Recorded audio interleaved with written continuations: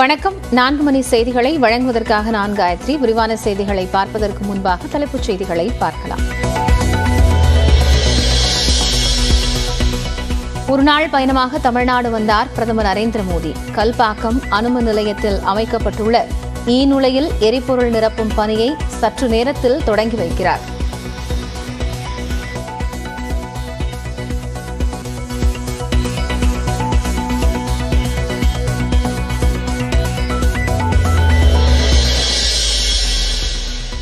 பதவியை காப்பாற்றிக் கொள்ள பிரதமர் தமிழ்நாட்டிற்கு வருவதாக முதலமைச்சர் மு க ஸ்டாலின் சாடல். தமிழ்நாட்டு மக்கள் ஏமாற மாட்டார்கள் என்றும் பேச்சு. தமிழ்நாட்டு மக்களுக்கு நிதி உதவி செய்ய மாட்டாங்களாம், ஆனா தங்களோட பதவி நாற்காலியை காப்பாற்றிக்கிட்டு அதுக்காக ஆதரவு கேட்டு வராங்களாம். தமிழ்நாட்டு மக்கள் ஒருபோதும் இவங்களை பார்த்து நிச்சயம் ஏமாற மாட்டாங்கன்னு அழுத்தம் திருத்தமாக நான் சொல்ல விரும்புகிறேன்.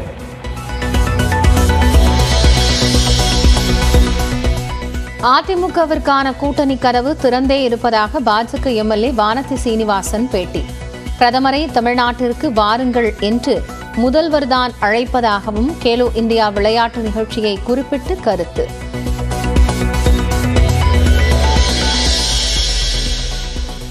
அதிமுக கூட்டணிக்கு வந்தால் காங்கிரஸ் விடுதலை சிறுத்தைகள் கட்சிக்கு கூடுதல் இடம் கிடைக்கும். மீண்டும் தூதுவிடும் முன்னாள் அமைச்சர் ஜெயக்குமார். அங்க அதிருப்தி இருந்தா இங்க சேர்றதுக்கு ஒரு ஆப்ஷன் இருக்கு. வந்தால் வரவேற்போம், இல்லையா வரலன்னா அதை பத்தி டோன்ட் கேர். நாங்க எல்லா லெவல்லையும் பார்த்தா மக்கள் பொறுத்தவரை இன்னைக்கு வந்தா அவங்களுக்கு தான் லாபம், அவங்களுக்கு தான் இடங்கள் கிடைக்கும்.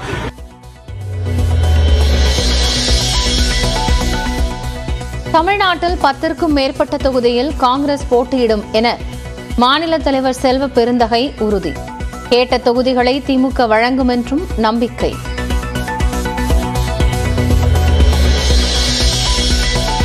தமிழ்நாட்டில் மக்களவைத் தேர்தல் பணியில் 3,32,000 பேர் ஈடுபடுவார்கள். வாக்கு இயந்திரங்கள் தயார் நிலையில் இருப்பதாகவும் தலைமை தேர்தல் அதிகாரி சத்யபிரதா சாஹூ தகவல்.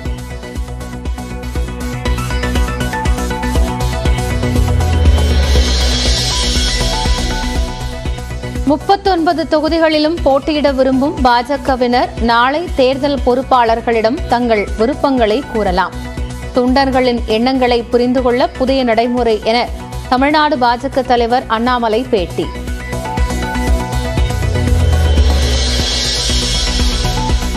புதுச்சேரியில் பாஜக வேட்பாளரை இறுதி செய்ய தீவிர நடவடிக்கை. முதலமைச்சர் ரங்கசாமி, பாஜக மேலிட பிரதிநிதி நிர்மல்குமார் உள்ளிட்டோருடன் மத்திய அமைச்சர் பிரகலாத் ஜோஷி ஆலோசனை.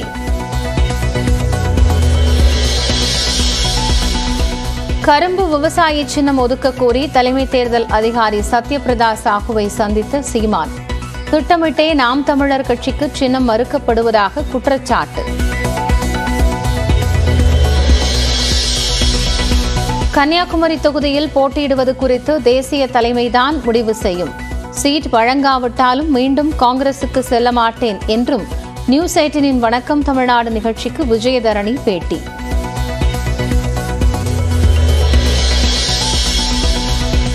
திராவிட மொழிகள் குறித்து கால்டுவெல் எழுதிய நூல் போலியானது என ஆளுநர் RN ரவி விமர்சனம். பள்ளி படிப்பை கூட முடிக்காத ஜியோ போப், கால்டுவெல் போன்றோர் மக்களை கிறிஸ்தவ மதத்திற்கு மாற்றவே இந்தியா வந்ததாகவும் குற்றச்சாட்டு.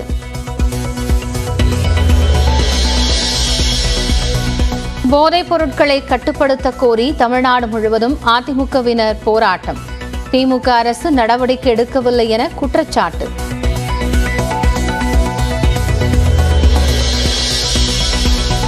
முன்னாள் அமைச்சர் செந்தில் பாலாஜியை பழிவாங்கும் நோக்கில் வழக்கு பதிவு செய்யவில்லை என அமலாக்கத்துறை பதில். வழக்கிலிருந்து விடுவிக்க கோரிய செந்தில் பாலாஜி மனுவை தள்ளுபடி செய்ய வேண்டும் என்றும் சென்னை முதன்மை அமர்வு நீதிமன்றத்தில் வாதம்.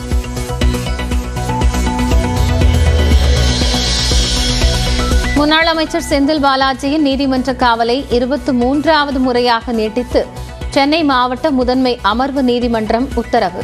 சட்டவிரோத பணப்பரிமாற்ற வழக்கில் ஜாமீன் மனுவை 2வது முறையாக உயர்நீதிமன்றம் தள்ளுபடி செய்ததால் காவல் நீட்டிப்பு.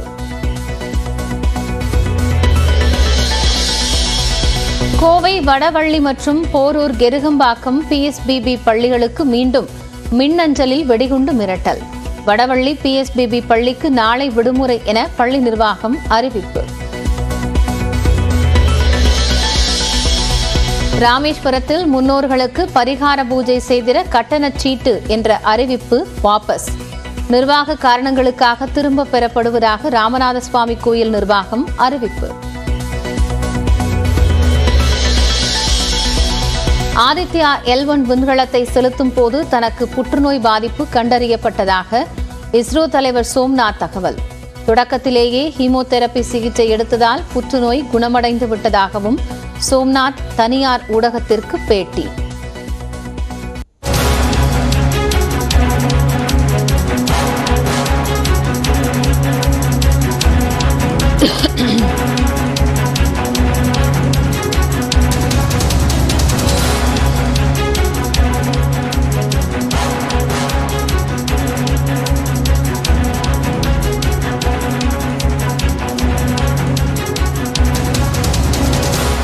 அண்மை செய்தி.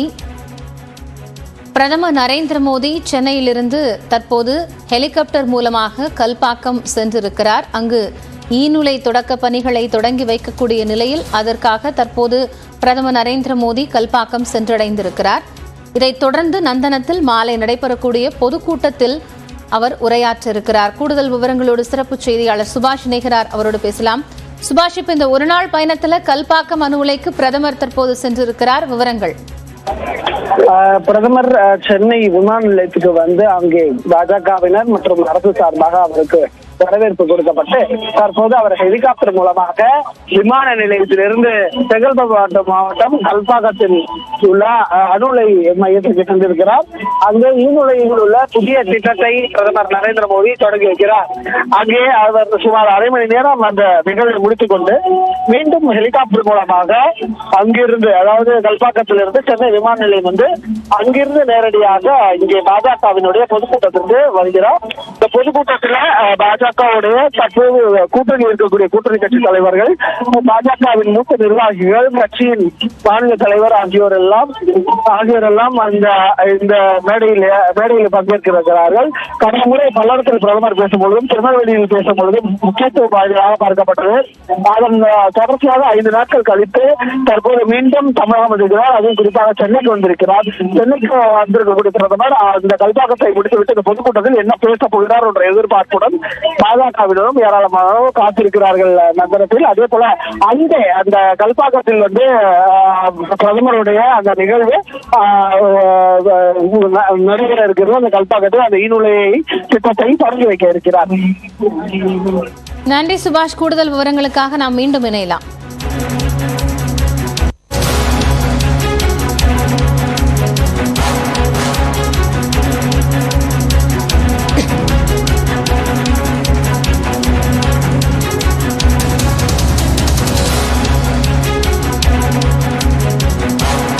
மேலும் ஒரு அண்மை செய்தி. கலைஞர் அருங்காட்சியகத்தை பார்வையிடுவதற்காக வரும் 6ஆம் தேதி முதல் பொதுமக்கள் அனுமதிக்கப்படுவார்கள் என்று தற்போது அறிவிப்பு வெளியாக இருக்கிறது. நாளை மறுநாள் முதல் பொதுமக்கள் இதனை பார்வையிடலாம் என்று கூறப்பட்டிருக்கிறது.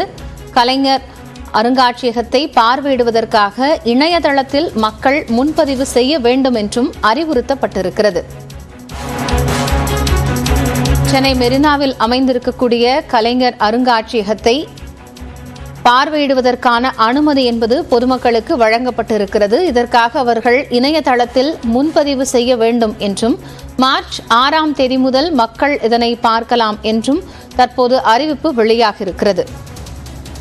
கலைஞருடைய சாதனைகள் மற்றும் அவருடைய வாழ்க்கை பயணங்களை விளக்கும் விதமாக கலைஞர் அருங்காட்சியகம் அமைக்கப்பட்டிருக்கக்கூடிய நிலையில் அதற்கு பொதுமக்கள் அனுமதி என்பது விரைவில் வழங்கப்படும் என்று சொல்லப்பட்டிருந்தது. இதையடுத்து நாளை மறுநாள் அதிகாரப்பூர்வமாக பொதுமக்கள் அதனை பார்வையிடலாம் என்றும் அதற்காக அவர்கள் இணையதளத்தில் முன்பதிவு செய்ய வேண்டும் என்றும் அறிவுறுத்தப்பட்டிருக்கிறது. விவரங்களை சிறப்பு செய்தியாளர் அவினேஷிடம் கேட்கலாம். அவினேஷ், இப்போ பொதுமக்கள் பார்வையிட அனுமதி வழங்கப்பட்டிருக்கு, என்னென்ன விவரங்கள் வெளியாக இருக்கு?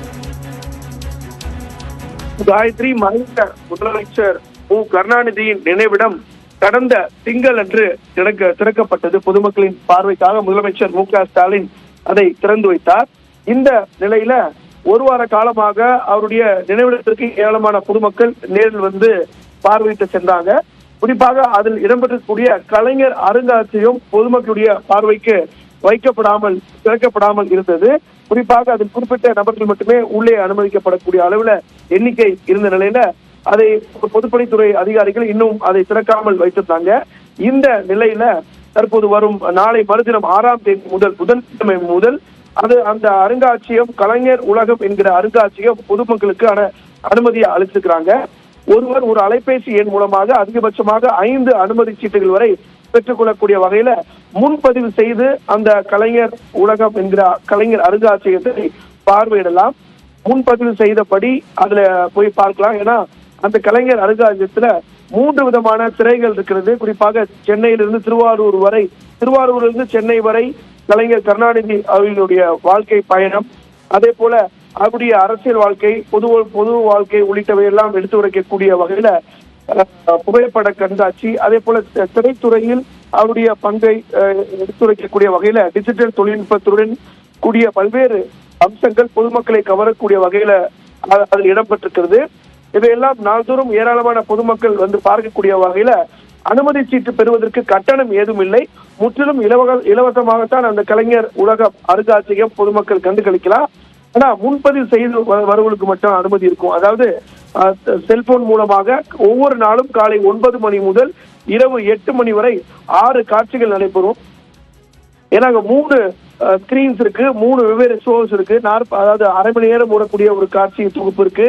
8 நிமிடங்கள் கூட ஓடக்கூடிய அந்த ரயில் வர்ச்சுவல் 70 தொழில்நுட்ப காட்சி தொகுப்பு இருக்கு. அதே போல இதையெல்லாம் முன்பதிவு செய்து பார்க்கக்கூடிய வகையில ஒவ்வொரு நாளும் இந்த காட்சிகள் வந்து 6 காட்சிகளாக அதுக்கு ஏற்பாடு செய்திருக்கிறாங்க. இதற்கு கட்டணம் ஏதும் இல்லை. இருப்பினும் முன்பதிவு செய்து நாளை மறுதினம் முதல் பொதுமக்களுடைய பார்வைக்காக இதை திறக்கிறதுக்கு அனுமதி அளித்திருக்காங்க. இணைய முகவரியில் பொதுமக்கள் முன்பதிவு செய்து இதை வந்து கண்டு கழிக்கலாம் அப்படிங்கறதுதான் இப்ப இருக்கக்கூடிய தகவல்களா இருக்கு. நாளை மறுதினம் முதல் பொதுமக்களுடைய பார்வைக்காக இந்த கலைஞர் உலகம் அருங்காட்சியகம் என்பது திறக்கப்பட உள்ளது. நன்றி அபினேஷ்.